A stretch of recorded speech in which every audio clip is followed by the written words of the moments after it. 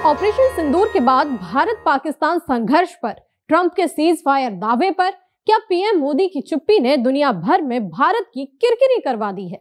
ये सवाल इसलिए भी उठ रहा है क्योंकि अमेरिका चीन की एक समीक्षा रिपोर्ट में भारत को लेकर ऐसी बातें लिखी हैं जिनमें पाकिस्तान को भारत से ज्यादा मजबूत बताया गया है। इस रिपोर्ट पर कांग्रेस ने भी जमकर सवाल उठाए हैं। क्या लिखा है इस रिपोर्ट में, आपको बताएंगे इस वीडियो में।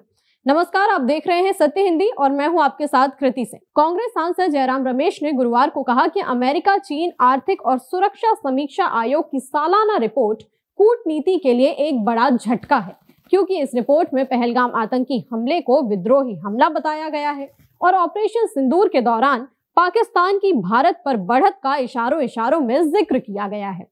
एक्स पर पोस्ट करते हुए जयराम रमेश ने प्रधानमंत्री नरेंद्र मोदी पर निशाना साधा। कांग्रेस नेता ने लिखा, अमेरिका की US China economic and security review commission ने अभी अपनी वार्षिक रिपोर्ट अमेरिकी कांग्रेस को सौंपी है। अमेरिकी सीनेट और हाउस ऑफ रिप्रेजेंटेटिव्स द्वारा संयुक्त रूप से बनाई गई इस कमीशन में 12 स्वतंत्र सदस्य होते हैं। 2025 की ये वार्षिक रिपोर्ट लगभग 800 पन्नों की है। इसके पेज 108 और 109 में जो लिखा है वो हैरान करने वाला है और समझ से परे है। जयराम रमेश ने बताया कि इसमें अप्रैल 2025 में पाकिस्तान द्वारा कराए गए पहलगाम आतंकी हमले को विद्रोही हमला यानी कि इंसर्जेंट अटैक बताया गया है। रिपोर्ट में भारत पाकिस्तान के 4 दिन के संघर्ष को भारत के खिलाफ पाकिस्तान की सैन्य सफलता कहा गया है।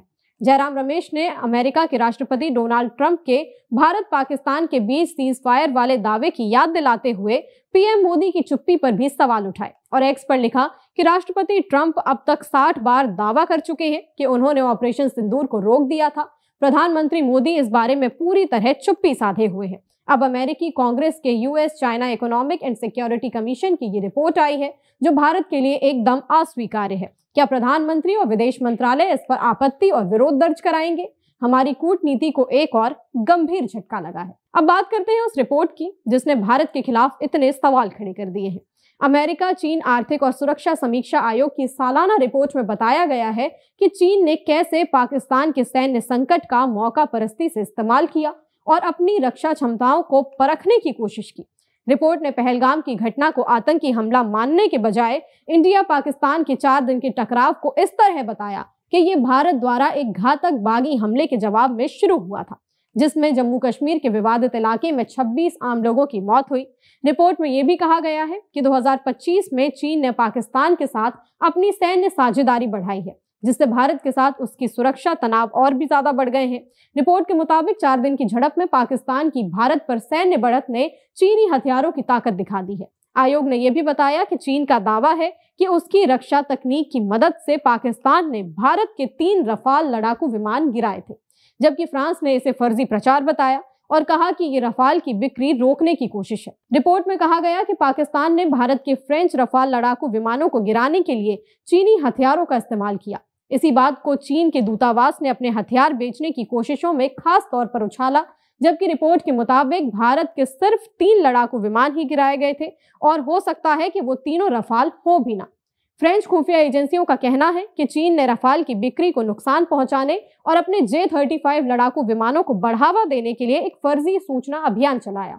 चीन ने नकली सोशल मीडिया अकाउंट से AI और वीडियो गेम की बनाई हुई तस्वीरें फैलाई, जिन्हें वो उन विमानों का मलबा बता रहा था जिन्हें उसके पास हथियारों ने कथित तौर पर गिराया गया था। भारत चीन रिश्तों पर बात करते हुए रिपोर्ट में यह भी कहा गया कि शंघाई कोऑपरेशन ऑर्गेनाइजेशन यानी कि SCO सम्मेलन के दौरान पीएम मोदी की चीन यात्रा ऐसे समय में हुई जब ट्रंप ने भारतीय सामानों पर आयात शुल्क बढ़ाया था और इसको लेकर तनाव बना हुआ था। रिपोर्ट के मुताबिक तियानजिन में 2025 का SCO शिखर सम्मेलन पीएम मोदी की 2020 की झड़प के बाद चीन की पहली यात्रा थी। ये दौरा इसलिए भी चर्चा में रहा क्योंकि अमेरिका के साथ भारत की टैरिफ वार्ताओं में खिंचाव चल रहा था। शी जिनपिंग और मोदी की एक निजी मुलाकात भी हुई थी, जिसमें दोनों ने अगस्त में चीनी विदेश मंत्री वांग और भारतीय विदेश मंत्री जयशंकर के बीच हुए समझौते को आगे बढ़ाने पर सहमति जताई।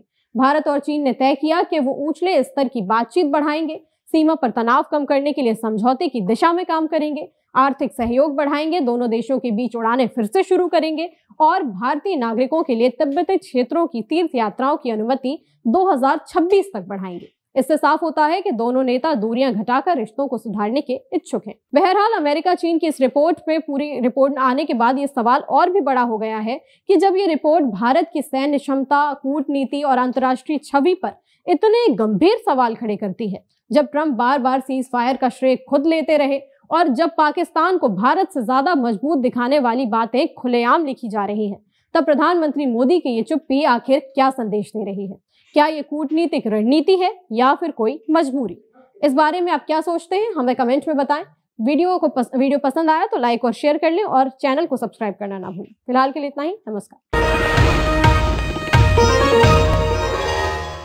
Copyright disclaimer under Section 107 of the Copyright Act 1976. Allowance is made for fair use for purposes such as criticism, comment, news reporting, scholarship, and research. Fair use is a use permitted by copyright statute that might otherwise be infringing.